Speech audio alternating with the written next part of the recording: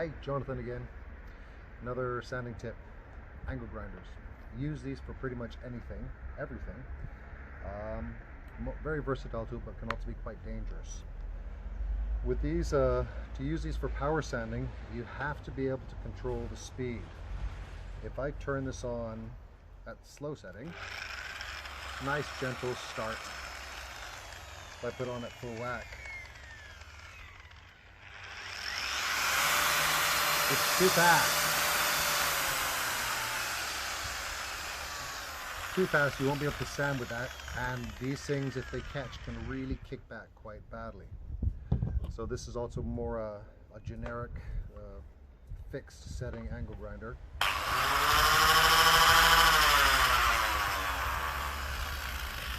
Again, I wouldn't want to use that for power sanding. I have a piece of oak here. I'm going to try to demonstrate for you.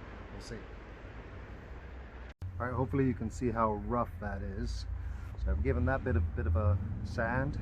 Just about to start on that. That's just chainsaw there. If I use the non-adjustable angle grinder,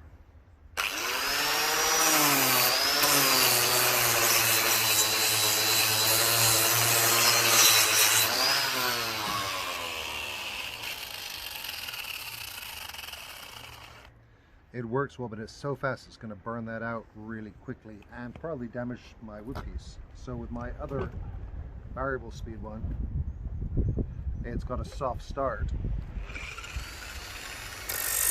and I can do much more gentle sanding with